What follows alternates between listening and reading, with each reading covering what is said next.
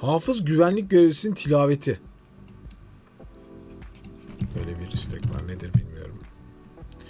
Hafız güvenlik. Güvenlik görevlisi olarak çalışan Abdullah Gümüşgöz kardeşimizin Kur'an tilaveti.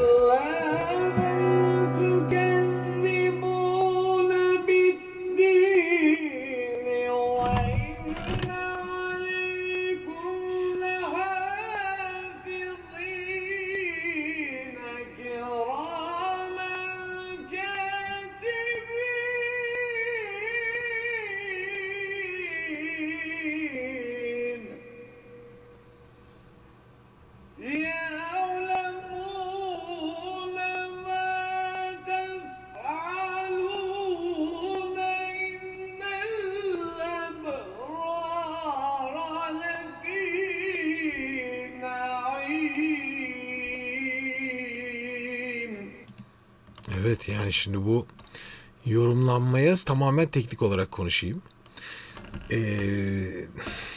Yani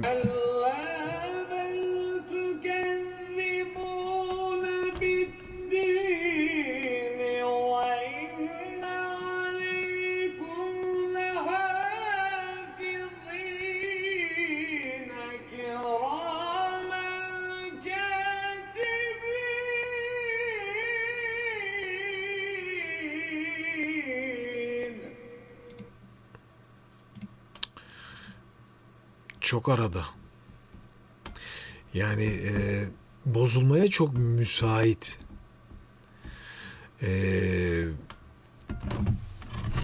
Böyle renkler, özellikle orta tonlardaki kısılmaları duyabilirsiniz. Ama tabii ki yani şimdi profesyonel bir okuyucu değil.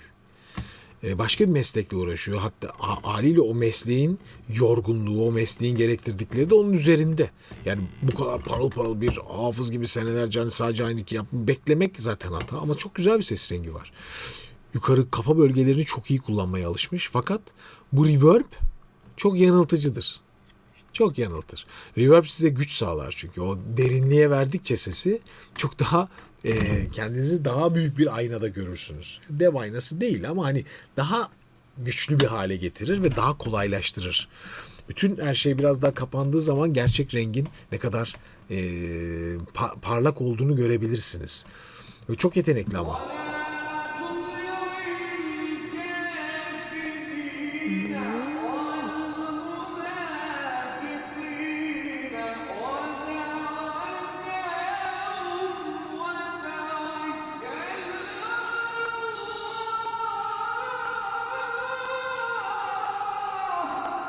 İyi maşallah.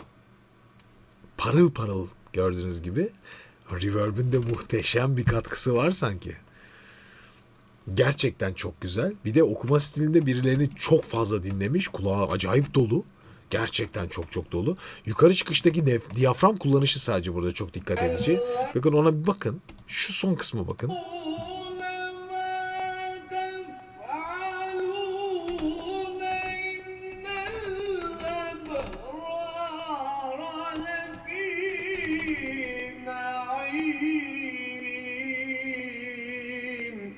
O her inişte o titretmelerin tamamını diyaframla bastırarak yapmaya alışkın. Oradan güç vererek yapmaya çok alışkın. Bu tiz renkler çıkarken eğer sürekli bu fazla fazla nefes nefes nefes ittir, nefes nefes ittirle alışırsa bu kasları yormaya da başlar. Çünkü diyaframın bu kadar efektif sürekli pompalayarak sürekli ses vermesi ve bastırarak sürekli sesleri çıkartması bir süre sonra bunlarda istemediğiniz şekilde o kasların yorulmasına ve açılmasına sebep olur. Bir süre sonra kapanmaya da bilir onlar. Yaşı çok genç. Olmaya da bilir bu söylediklerim ama bu stil okuyuşta böyle dezavantajlar ileriki yaşlarda ortaya çıkabilir. Sadece bu. Onun haricinde çok çok güzel bir ses rengi, ifadesi, makamı kullanışı. Ama tabii ki ben dediğim gibi bir Kur'an okuma ustası değilim. O nedenle de anlatabildiklerim sadece sesi kullanışla alakalı olabilir.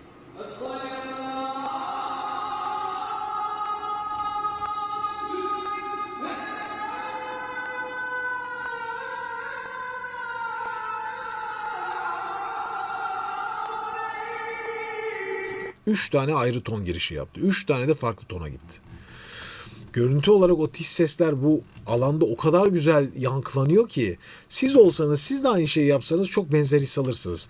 Kıyaslamak için söylemiyorum. Reverb'ün özelliğinden dolayı söylüyorum. Çünkü başladığı ses başka ses veriyor. Bakınız. Bakın.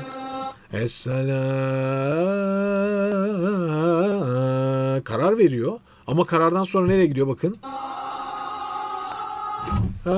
Başka yere gidiyor. Sala diyeceğine.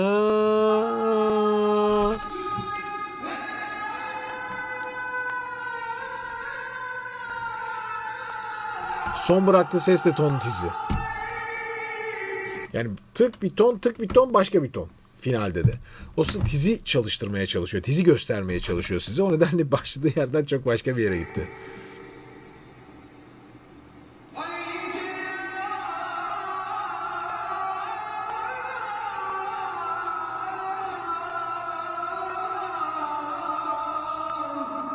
O nameler çok güzel. Yine ton gitti.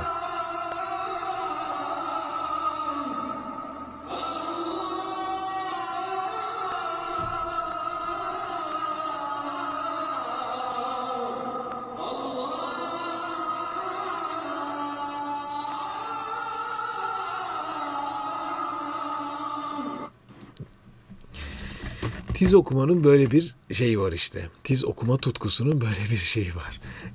Genelde tiz okumak çok övülüp çok sevildiği için herkes yukarı gitmek istiyor ama iş mesele orada bitmiyor. Yani bu tonal geçkileri iyi olmadığı zaman bu sefer makamı kaybediyorsunuz.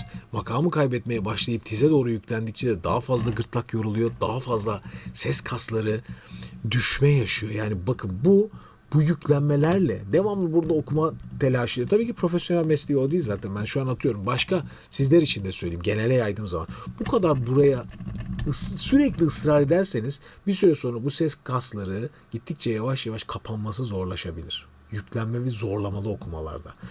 Bu olduğu zaman da konuşurken böyle bir hava çıkmaya başlar sesinizden. İşte o hikayeye başlatan şey.